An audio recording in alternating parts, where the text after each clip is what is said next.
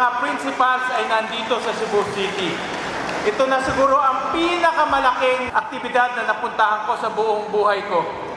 At ang masaya ho dito, kaharap ko, ang mga taong may responsibilidad at may dahilan kung bakit nabibigyan ng magandang kinabukasan ang ating mga mag-aaral. Talaga pong nagsadya ako ngayong hapon na ito para po personal na magpasalamat po sa lahat ng ating mga punong guro.